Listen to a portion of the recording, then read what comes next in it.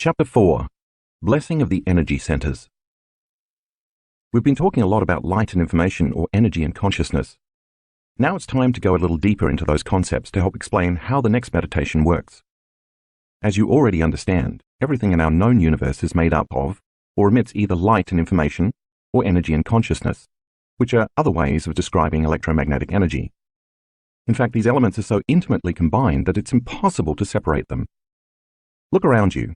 Even if you don't see anything other than matter, objects, things, people, or places, there's also a sea of infinite invisible frequencies that are carrying encoded information.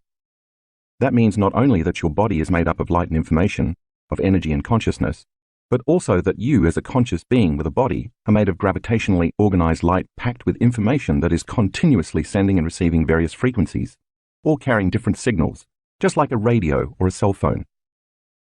All frequency, of course, carries information. Think about radio waves for a moment. There are radio waves moving through the room you're sitting in right now. If you turned a radio on, you could tune it to a specific wavelength or signal, and then a little transducer in the radio would pick up that signal and turn it into sound that you could hear and understand as your favorite song, the news, or even a commercial. Just because you can't see the radio waves in the air doesn't mean they aren't there, carrying distinct information on a specific frequency all the time. If you change the frequency a small degree and tune into another station, a different message will be carried on that wavelength. Take a look at figure 4.1a, which shows the entire light spectrum and demonstrates all the electromagnetic frequencies that we know of. The visible light spectrum, where we perceive the various array of colors present in this world we live in, makes up less than 1% of all the frequencies of light that exist. That means that the majority of frequencies are beyond our perception, and therefore most of our known reality in this universe cannot be experienced by our senses. So aside from our ability to perceive light being absorbed or reflected off objects and things, the truth is that we are able to perceive only a very small spectrum of reality. There's a lot of other information available to us besides what we can see with our physical eyes. Remember that when I refer to light, I am talking about all light, which includes the entire spectrum of electromagnetic frequencies, seen and unseen, and not just visible light. For example, even though we don't see X-rays, they still exist. We know this because we as human beings have the ability to create X-rays, and we can also measure them. In fact, an infinite number of frequencies exist within the spectrum of X-ray light. X-rays are a faster frequency than the visible light we see, and therefore have more energy, because again, the faster a frequency is, the higher its energy.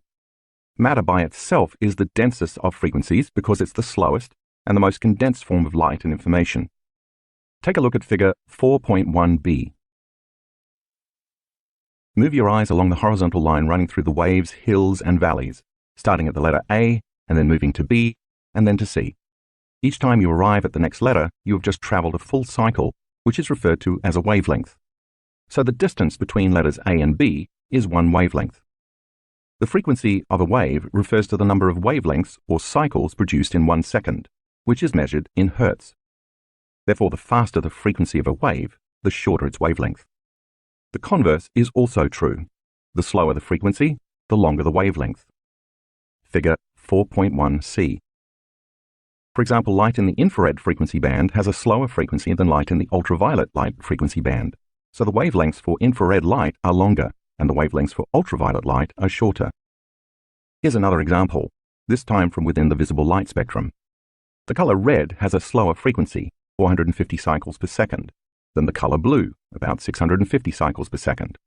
Therefore, the wavelength of red is longer than the wavelength of blue. Throughout history, people have made several different attempts to photograph and measure fields of light. One prominent example is Kirlian photography, discovered in 1939 by Russian electrician and amateur inventor Semyon Davidovich Kirlian. With this technique, Kirlian was able to capture images of the electromagnetic field that surround both living and non-living objects. He found that by putting a sheet of photographic film on a metal plate, placing an object on top of the film, and applying a high voltage current to the metal plate, an image of the electrical discharge between the object and the plate would show up on the film, appearing like a glowing silhouette of light around whatever was being photographed. In one of Kirlian's many experiments, he reportedly photographed 2 seemingly identical leaves, one from a healthy plant and one from a diseased plant. The photograph of the leaf from the healthy plant showed a strong light field, while the other showed a much weaker glow, leading Kirlian to believe that his photographic technique might be a means of assessing health. While scientists today debate the usefulness of Kirlian photography as a diagnostic tool, research on the technique continues. A more recent development along these lines comes from German biophysicist Fritz Albert Popp, PhD, who has spent more than 3 decades studying biophotons, tiny, low-intensity light particles that are stored within and emitted by all living things. In 1996, Popp founded the International Institute of Biophysics, IIB, a network of research laboratories from more than a dozen countries around the world that study biophotons. Popp and his fellow IIB researchers believe that the information contained in these light particles, which are stored in DNA, communicates extremely effectively with the cells of the organism, thus playing a vital role in regulating the organism's function. These biophotons can be detected by an extremely sensitive camera designed to measure their emissions. The stronger the emissions, as well as the more intense and coherent the light field, the greater communication between cells and the healthier the organism. In order to sustain life and health, our cells communicate with each other by exchanging vital information transmitted on different frequencies of light. Popp discovered that the reverse is also true. When a cell does not emit enough organized and coherent electromagnetic energy, that cell becomes unhealthy. It's not able to share information with other cells very well, and without that exchange, it doesn't have what it needs. So the mechanistic version of the inner workings of the cell that we learned in high school biology is dated. Charged molecules attracting and repelling each other are not responsible for the way cells work. Instead, the electromagnetic energy that the cell emits and receives is the life force that governs those molecules.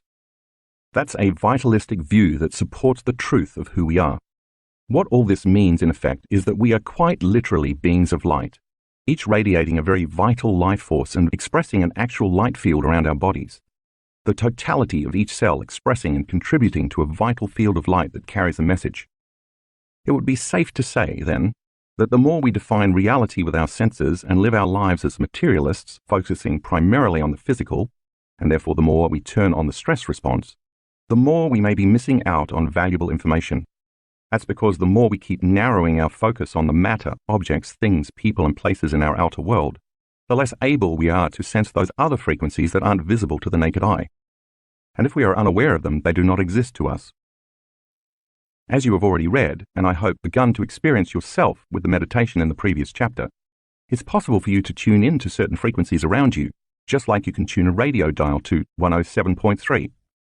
When you close your eyes and sit still and eliminate the external environment, the static that normally keeps you from sensing those other frequencies, you can train yourself to get a clear signal and receive information from it.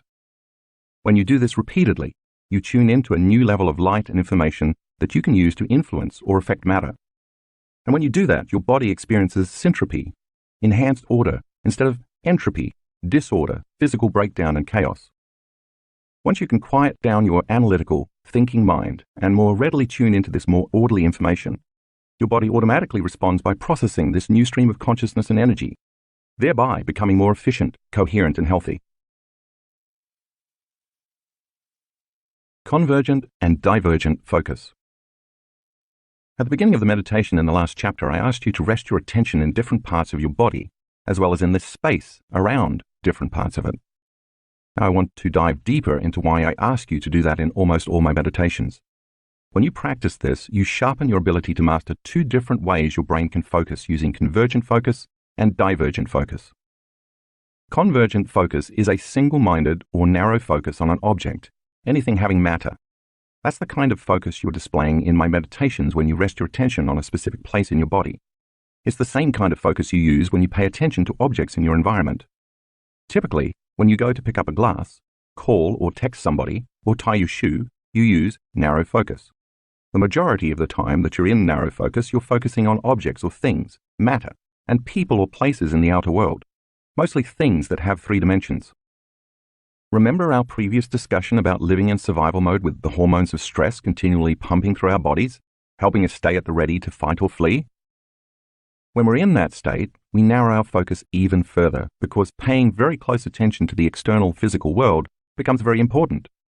In effect, we become materialists, defining reality with our senses.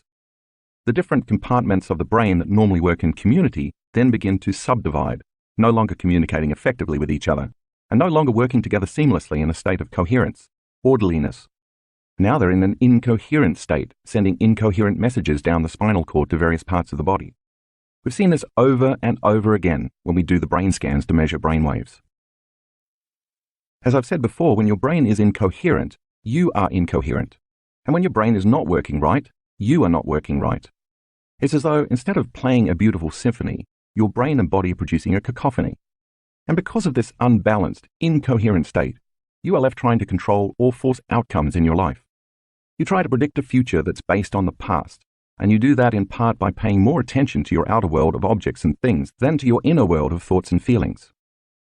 In other words, you stay in narrow, convergent focus, obsessively thinking about the same things over and over again.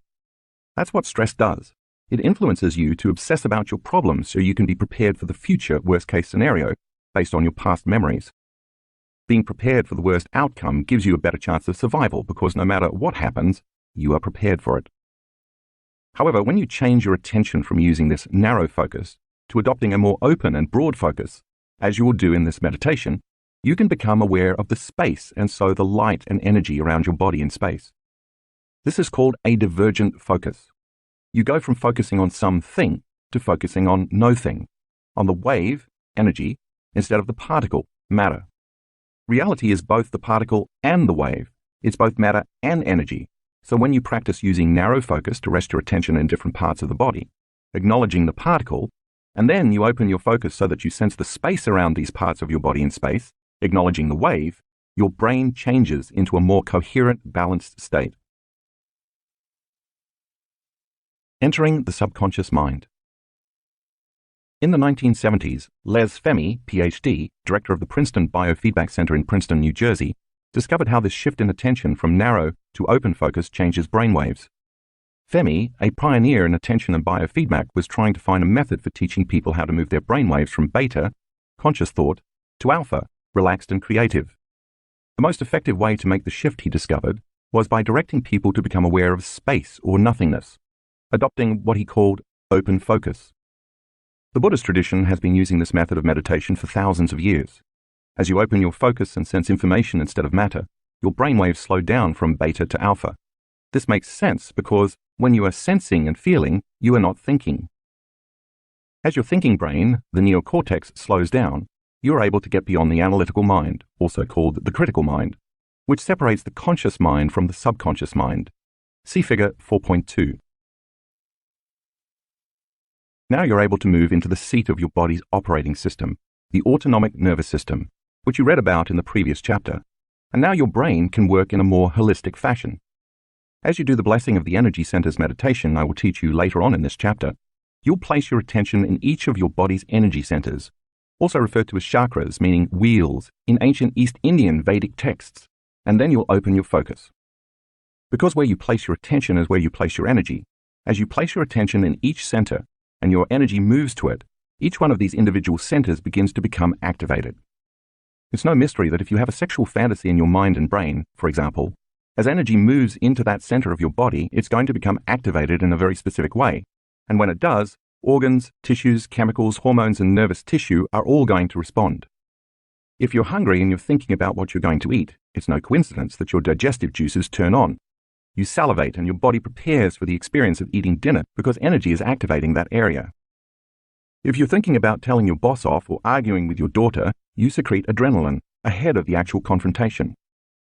In each of these cases, the thought you're thinking becomes the experience. I will explain this in more detail in the next section when we talk about the individual energy centers. But for now, it's enough to know that this happens because each center produces its own chemical, hormonal expression, which then activates the organs, tissues, and cells in each area. So imagine what would begin to happen if you were able to slow your brainwaves down in a meditation and get into the operating system of each of these energy centers by placing your attention in the space around each center, opening your focus.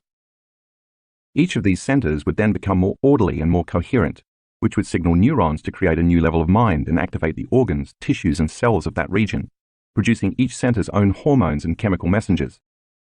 And if you did this repeatedly over time, you would begin to affect real physical change. In the community of students who do this work, people have healed themselves of chronic bladder infections, prostate problems, impotence, diverticulitis, Crohn's disease, food allergies and sensitivities like celiac disease, ovarian tumors, elevated liver enzymes, acid reflux, heart palpitations, arrhythmias, asthma, lung conditions, back problems, thyroid conditions, throat cancer, neck pain, chronic migraine, headaches, brain tumors, and more. We've seen all kinds of improvements in people from doing this particular meditation, sometimes even after the very first time they do it. Those dramatic healings were possible because students were able to epigenetically change the expression of their DNA, switching some of their genes on and others off, changing how those genes express proteins in their physical bodies, as you learned in Chapter 2. How your body's energy centers work. We're about to take a closer look at each of the body's energy centers, but first I want to explain a bit more about how they work. Think of each of them as an individual center of information. Each has its own specific energy that carries a corresponding level of consciousness, its own emission of light expressing very specific information, or its own frequency carrying a certain message. Each also has its own individual glands, its own unique hormones, its own chemistry, and its own individual plexus of neurons. Think of these individual clusters of neurological networks as mini brains. And if each one of those centers has its own individual brain, then each also has its own individual mind. Take a look at Figure 4.3, which lists the location of each center, as well as the anatomy and physiology that are associated with each. As you learned in the second chapter, when consciousness activates neurological tissue, it creates mind. Mind is the brain in action. So if each one of these energy centers has a plexus of neurons, then each has its own individual mind. Or better said, each center has a mind of its own. What activates the mind is energy with a directive and intention, a conscious intent. When each of these centers becomes activated, it in turn activates hormones, tissues, chemicals, and cellular functions, and it emits energy.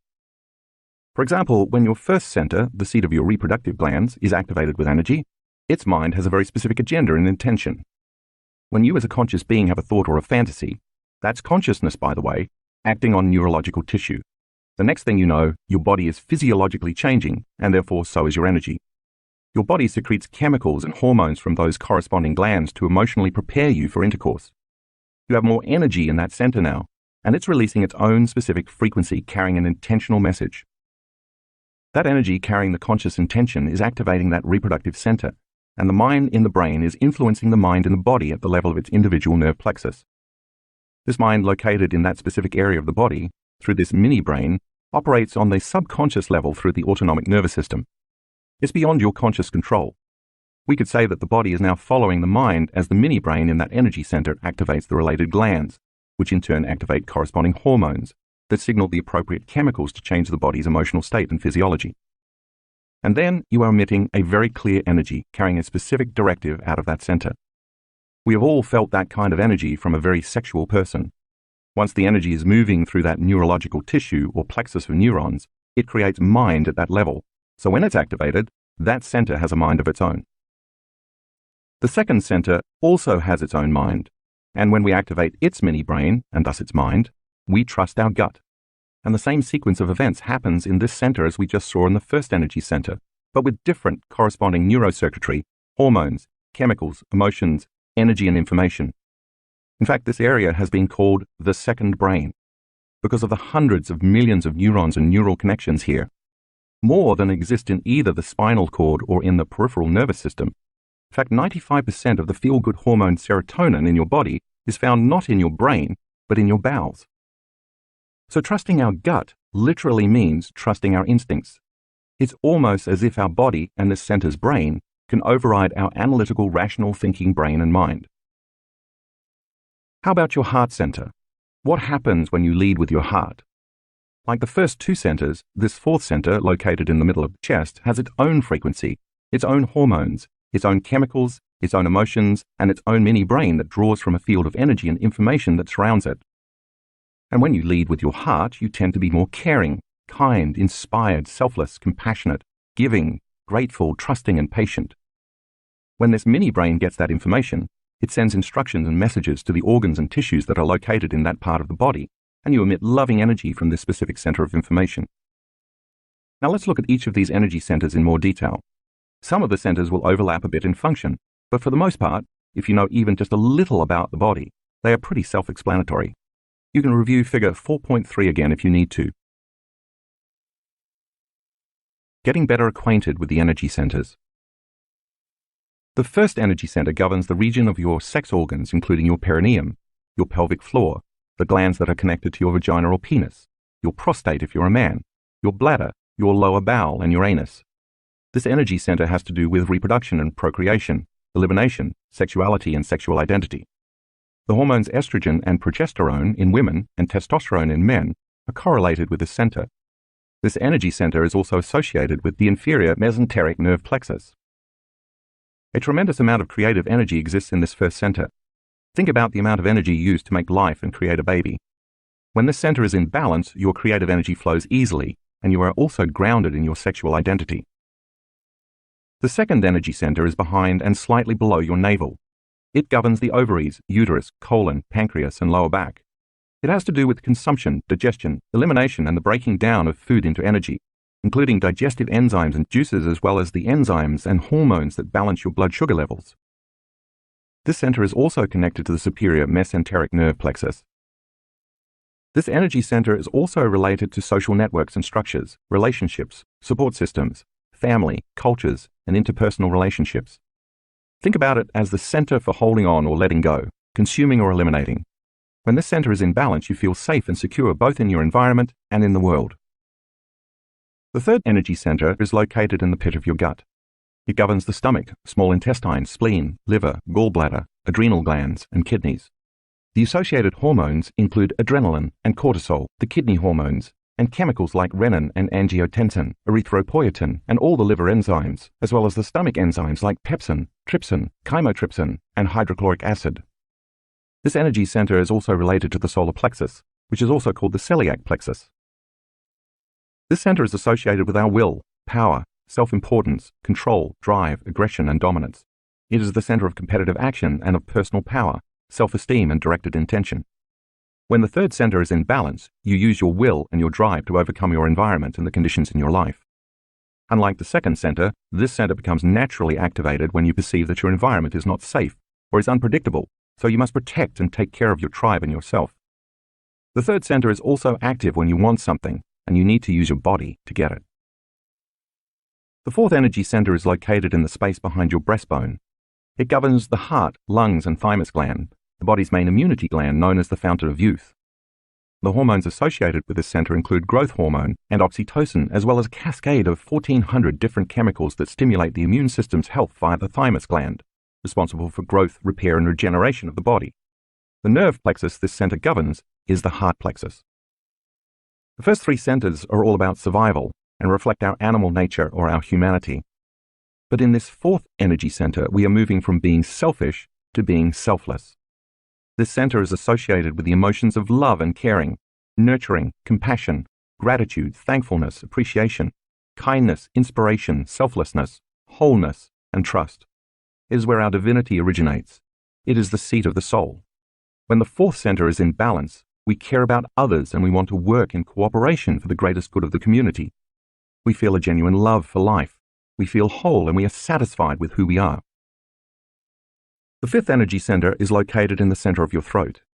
It governs the thyroid, parathyroid, the salivary glands, and the tissues of the neck. The hormones associated with this center include the thyroid hormones T3 and T4, thyroxine, the parathyroid chemicals that govern the body's metabolism and circulating calcium levels. The nerve plexus this center governs is the thyroid plexus. This center is associated with expressing the love you felt in the fourth center, as well as speaking your truth and personally empowering your reality through language and sound. When the fifth center is balanced, you voice your present truth, which includes expressing your love. You feel so pleased with yourself and with life that you just have to share your thoughts and feelings. The sixth energy center is located in the space between the back of your throat and the back of your head. If that's too complicated to picture, just think of it as the center of your brain slightly toward the back of your head. It governs the pineal gland, which is a sacred gland. Some people call the pineal the third eye, but I call it the first eye. It's associated with the door to higher dimensions and shifting your perception so you can see beyond the veil or see reality in a non-linear way. When this center is opened, it's like a radio antenna you can use to tune into higher frequencies beyond the five senses. This is where the alchemist in you awakens. I devote a whole chapter to the pineal gland later in the book, but for now, know that the pineal gland secretes hormones like serotonin and melatonin, as well as some other wonderful metabolites. which are responsible for your circadian rhythms of feeling awake in response to visible light during the day and sleepy in response to being in darkness at night. In fact, the pineal gland is sensitive to all electromagnetic frequencies beside visible light and can produce corresponding chemical derivatives of melatonin that change your view of reality. When this gland is in balance, your brain works in a clear manner. You are lucid, more conscious of both your inner world and your outer world, seeing and perceiving more each day. The seventh energy center is located in the center of your head and includes the pituitary gland. This gland has been called the master gland because it governs and creates harmony in a downward cascade from this center of your brain to your pineal gland, your thyroid gland, your thymus gland, your adrenal glands, your pancreatic gland, and all the way to your sexual glands.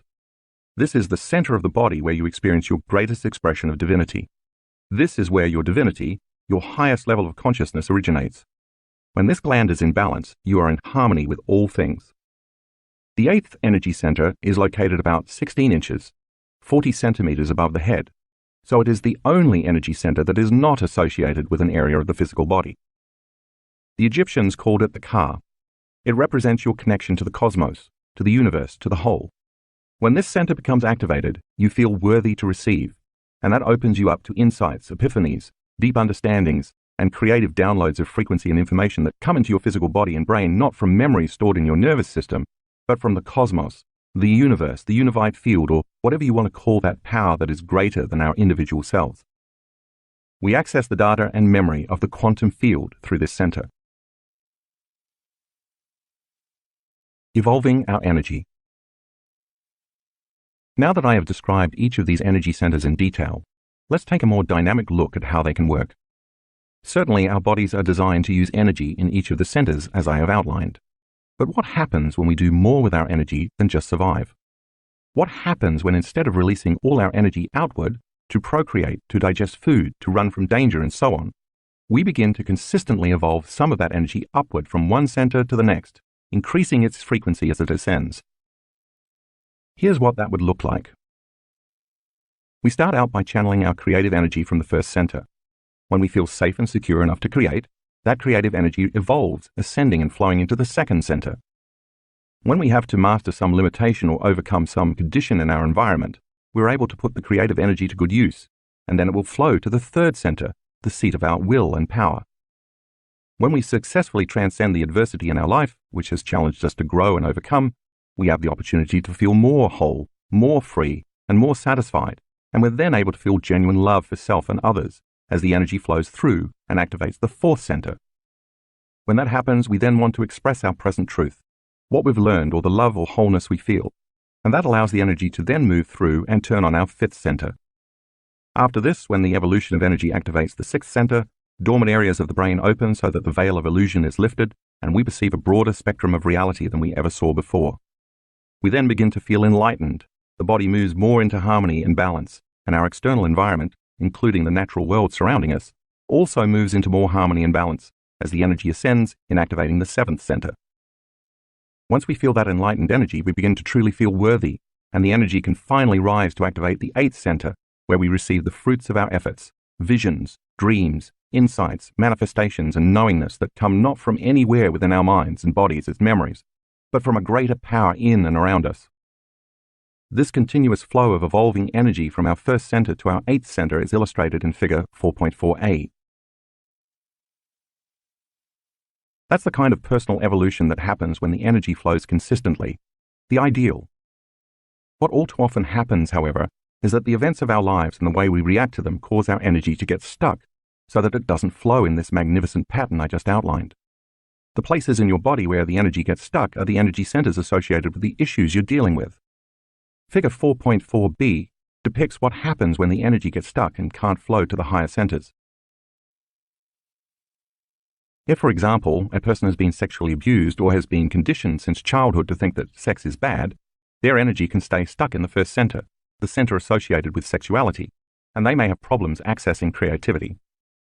If, on the other hand, a person can access their creative energy, but doesn't necessarily feel safe enough to use their creativity in the world, instead feeling victimized by their social and interpersonal relationships, or if they have been traumatized or betrayed by another person, they might hold on to that energy in their second center.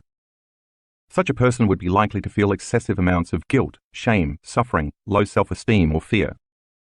Now, if a person can get their energy flowing up to the third center, but they have ego issues and they feel self-important, self-absorbed, controlling, domineering, angry, overly competitive, and bitter, then their energy gets stuck in the third center, and they may have control issues or motivation issues.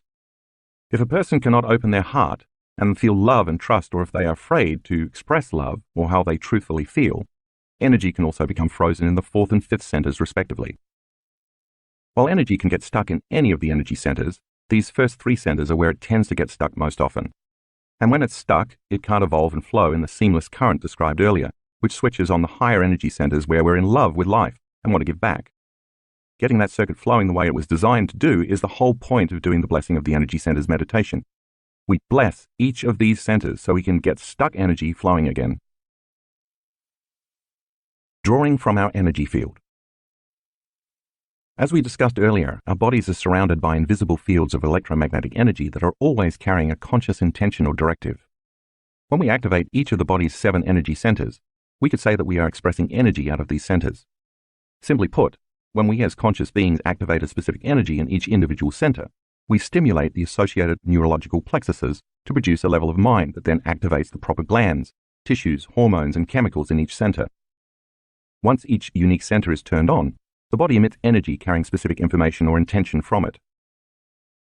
However, if we keep living in survival and we are overly sexual, over-consuming, or overstressed by living our lives from the first 3 centers, we keep drawing from this invisible field of energy carrying information that surrounds the body, and we are consistently turning it into chemistry. The repetition of this process over time causes the field around the body to shrink. See figure 4.5. As a result, we diminish our light, and there is no energy that carries a conscious intention moving through these centers to create the correlated mind in each. Essentially, we've tapped our own energy field as a resource.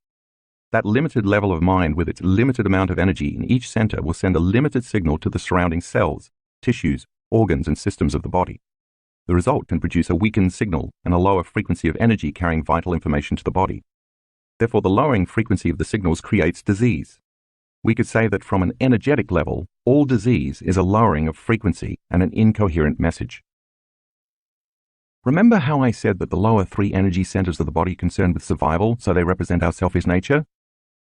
They're about using power, aggression, force, or competition so we can survive the conditions in our environment long enough to consume food, to nourish ourselves, and then procreate and keep the species going, as opposed to the upper 5 centers, which represent our selfless nature and are concerned with more altruistic thoughts and emotions. Nature has made these lower 3 centers very pleasurable so that we keep engaging the actions related to them and what they represent. Having sex, first center, and eating, second center, are quite enjoyable, as is connecting and communicating with others, also the second center.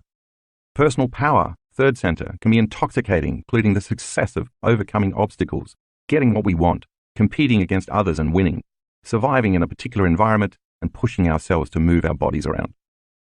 You can see then why some people may tend to overutilize one or more of their first 3 centers, and in so doing, consume more of the field of vital energy and information surrounding the body. For example, an overly sexual person draws extra energy from the field of energy surrounding their first center. A person trapped in shame or guilt who feels victimized, holds on to the emotions of the past and constantly suffers, is consuming excess energy from the energy field surrounding their second center, and so holds on to energy in that center. An overly controlling or stressed person pulls additional energy from the field surrounding their third center. When our consciousness is not evolving, neither is our energy. The subatomic level. All of this starts at the subatomic or quantum level, so let's discuss how that happens. Take a look at figure 4.6. If you take 2 atoms, each with its own nucleus, and you put them together to form a molecule, the overlapping of the 2 circles where they bond is where they're sharing light and information. And because they're sharing information, they're sharing a similar energy that has a particular frequency. What's holding those 2 atoms together as a molecule is an invisible field of energy. Once these atoms join to form a molecule and exchange information, they will have different physical properties and characteristics, such as a different density, a different boiling point, and a different atomic weight, to name a few, than when they were sitting side by side separated. It's important to note that what is giving the molecule its specific properties, as well as holding it into form and structure, into matter, is the invisible field of energy that is surrounding matter. molecules could not bond without sharing information and energy. If you add another atom, you form yet another different molecule that again has different physical properties and characteristics and a different atomic structure. And if you keep adding more and more atoms, you form a chemical, and there's an invisible field of energy around that chemical that's holding it together in physical form, giving life to that chemical. Those atomic forces are real and measurable. If you take enough chemicals and you put them together, you're going to ultimately form a cell, and the cell also has an invisible field of energy surrounding it and giving life to the cell. The cell is actually feeding off different frequencies of light. It's not molecules and positive or negative charges that are instructing the cell to do what it does. According to the new field of biology called quantum information biology, it's the biophotons we discussed earlier and their patterns of light and frequency that the cell emits and receives that gives the instructions. The healthier the cell, the more coherent the biophotons it emits. If you remember from what you learned so far, coherence is an orderly expression of frequency. The exchange of information via electromagnetic frequencies of light between the cell and this field of energy surrounding it happens faster than the speed of light, which means it happens on the quantum level. To continue, if you put a group of cells together, you form a tissue, and that tissue has an invisible field of unifying coherent frequency and energy that causes all those individual cells to work together in harmony, functioning as a community. If you take that tissue and further develop it into a more specialized function, you form an organ, and an organ also has an invisible field of electromagnetic energy. That organ literally receives information from this invisible energy field. In fact, the memory of the organ actually exists in the field. The way this can affect transplant patients is fascinating. Probably the most famous example is the story of Claire Sylvia, who wrote a book called A Change of Heart about her experiences after receiving a heart and lung transplant in 1988. All she knew at the time was that her new organs came from an 18-year-old male donor who had died in a motorcycle accident. After the transplant, the 47-year-old professional dancer and choreographer developed cravings for chicken nuggets, French fries, beer, green peppers, and Snickers bars, none of which were foods she had enjoyed before. Her personality also changed. She became more assertive, more confident. Her teenaged daughter even teased her about developing a man's gait.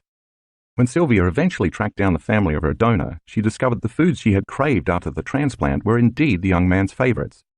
That vital information was stored in the light field of the organ. The most dramatic story illustrating this involves an 8-year-old girl who, after receiving a heart transplant from a 10-year-old girl, began having vivid nightmares about being murdered. The donor had indeed been murdered, and the perpetrator had not been caught. The patient's mother took her to a psychiatrist who was convinced that the girl was dreaming about events that had actually occurred. They contacted the police, who opened an investigation using the girl's detailed account of the murder, including information on the time and place of the crime, the weapon, the physical characteristics of the criminal, and the clothing the murderer was wearing. The killer was identified, arrested, and convicted. So in these cases, that information in the energy field surrounding the transplanted organ changed the expression of the energy field of the individual once the person had a transplant. It's different light and different information mixing with the transplant patient's pre-existing field. The recipient can pick up on that information as memory in the field, and it influences their mind and their body. The energy holding specific information is influencing matter. Then when you group organs together, you form a system, such as the musculoskeletal, cardiovascular, digestive, reproductive, endocrine, lymphatic, nervous, and immune systems, to name a few. These systems function by drawing information from the invisible field of energy and consciousness that surrounds them. And when you put all the systems together, you form a body that also has an invisible field of electromagnetic energy surrounding it, and that vital electromagnetic field of light is who we really are. Now back to the hormones of stress. As I mentioned earlier, when you're in survival mode and you're drawing too much from this invisible field of energy to turn it into chemistry in your physical body, whether you're oversexed, overeating, overstressed, or all at once, this energetic field around your body diminishes. That means there's not enough energy or light surrounding the body to give the proper instructions to matter for homeostasis, growth, and repair. When that occurs, these individual centers no longer receive, process, or express energy, and they no longer produce a healthy neurological mind to send the necessary signals to the associated parts of the body where these centers innervate. Since that energy with a conscious intent moving through or activating neurological tissue creates mind, the energy centers diminish in the expression of the minds to regulate the cells, tissues, organs, and systems of the body because there's no energy moving through them, the body begins to function more like a piece of matter without the proper coherent energy of light and information. Those mini-brains become incoherent, just as our brain becomes incoherent. In addition, when the brain is incoherent and compartmentalized because of the hormones of stress, that incoherent brain then sends a very incoherent message, like static on a radio, down the central nervous system to each of the plexuses of neurons that have to do with communicating with the body. And when these mini-brains receive incoherent messages, then they send an incoherent message through the organs, tissues, and cells in each area of the body that's related to each one of these centers. This in turn affects the hormonal expression and nerve conductivity going to different organs and tissues and cells in the body. And this incoherence begins to create disease or imbalance. The result is that when these individual brains become incoherent, each corresponding area of the body becomes incoherent. And when they don't work well, we don't work well. Increasing energy. In the blessing of the energy centers meditation, when you learn how to rest your attention in each of these centers and become aware of the space around them, you create coherence in each of these little brains in the same manner as you create coherence in the big brain between your ears.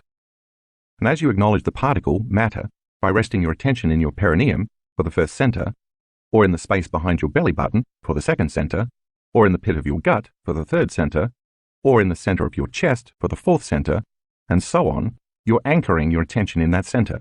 And where you place your attention is where you place your energy. Then you'll move to placing your attention in or opening your focus to the space around each of those centers, tuning in to the energy beyond that center. And as you do this, it's vitally important that you move into a state of elevated emotion such as love or gratitude or joy. As you know from previous chapters, this is important because the elevated emotion is energy, and the longer you can hold that open focus from a state of elevated emotion, the more you will build a very coherent field with a very high frequency around that center in your body. Once you build that coherent field around a center, that center has a coherent energy with the right instructions to draw from. The atoms, molecules, and chemicals that form the cells that create the tissues that make up the organs and the systems of the body will be drawing from a new field of light and information and a more coherent energy carrying a more intentional message, giving new instructions to each center of the body. The body will then begin to respond to a new mind. As you surrender and move into the present moment, and you understand that where you place your attention is where you are placing your energy, you can build a new field of light and information and raise the frequency of the signal. And that intentional thought directs energy through each center to produce a new mind in that individual brain. As each center draws from a new field of frequency and information, the body moves back toward balance or homeostasis. And in this new state, you become more energy and less matter, more wave and less particle. The more elevated the emotion, the more energy you create, and the more dramatic a shift can result. If, on the other hand, you stay stuck in the survival emotions of worry, fear, anxiety, frustration, anger, distrust, and so on, you don't have this energy, this information, and this light around your body. As the frequency, light, and energy slow down and become more incoherent in each center, you become more matter and less energy until your body begins to become diseased. That's the point of doing this meditation, to speed up the frequency so it entrains the lower, disorganized frequency back into coherence and orderliness, raising the frequency of matter or entraining matter to a new, more coherent mind. But remember, you can't muscle this. You can't just will it or force it to happen. You can't do it by trying. You can't do it by hoping, and you can't do it by wishing, because you can't do it with your conscious mind. You have to get into your subconscious mind because that's where the operating system is, the autonomic nervous system that functions and controls all these centers. You have to get out of your beta brainwave pattern because beta keeps you in your conscious mind, separated from your subconscious or your autonomic nervous system that actually runs the show. The deeper you go in meditation, from beta brainwaves to alpha brainwaves, and then even to theta brainwaves, the half-awake, half-asleep state of deeper meditation, the slower your frequency and the more access you have to the operating system. So in the blessing of the energy centers meditation, your job is to slow your brainwaves down and combine an elevated emotion with an intent to bless each energy center for the greatest good, loving them into life, and then surrender and allow your autonomic nervous system to take over, because it already knows how to do that without any help from your conscious mind. You're not thinking, you're not visualizing, and you're not analyzing. You're doing something that may at first seem much more difficult. You're planting a seed of information and letting go, allowing it to take the instructions and energy and use them to create more balance and order in your body. We've actually measured how effectively our students can use this meditation to both increase the energy in each of their energy centers and achieve balance among the centers. To do this, we use the gas discharge visualization device that you read about in a previous chapter to take measurements of participants' energy fields both before and after they do the Blessing of the Energy Centers meditation. The GDV technology uses a specialized camera to take images of a subject's finger, while a weak and totally painless electrical current is applied to the fingertip for less than a millisecond. The body responds to the current by discharging an electron cloud made up of photons. While the discharge is not visible to the naked eye, the GDV device's camera can capture it and translate it into a digital computer file. Then a software program called BioWell uses the data to create an image like the one you see in graphic 4 in the color insert. Graphics 4A to 4D show how balanced or imbalanced the subject's energy centers are, both before and after meditation. The BioWell software uses the same GDV data to estimate the frequency of each energy center and compare it to the norm. Balanced energy centers would appear in perfect alignment, while imbalanced centers would make an off-center pattern. The size of the circle, representing each energy center, shows whether its energy center is less than, equal to, or greater than average, and by how much. The left side of each example in graphic 4 shows the measurements of the subject's energy centers taken before we started our workshop, while the right side shows the measurements taken a few days later. Now look at graphics 5A to 5D. The left side of this figure shows the measurements of the energy field around each student's entire body before we started the event, while the right side shows the measurement of the field around the whole body afterward. We have also used the GDV device to measure how this meditation, as well as any of the other meditations in this book, enhances the energy field surrounding the entire body. As you'll soon read in the instructions at the beginning of the meditation, I repeatedly ask you to place your attention not only on various parts of your body, but also on the space around those parts of your body, and then, at the end of the meditation, on the space around your entire body. As you have learned, where you place your attention is where you place your energy. So if you are putting your focus on this space, that's naturally where your energy is going to go. In doing this, you're using your attention, awareness, and energy to build and enhance the field of light and information surrounding your body. This, in turn, creates order and syntropy instead of disorder and entropy. Now you are more coherent energy and less matter, and you have your own enhanced field of light and information that you can draw from to create.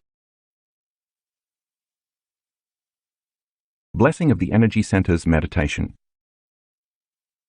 This meditation has become one of the most popular meditations among our students and has created an impressive number of supernatural results. As I did in the previous chapter, I will give you some basic instructions so that if you choose to do the meditation on your own, you'll know how to proceed. Begin by placing your attention in the first energy center and then move to opening up your attention to the space around this center. Once you can sense this space around the energy center, bless that center for the greatest good, and then connect to elevated emotions like love, gratitude, or joy to raise the frequency of this center and also create a coherent field of energy.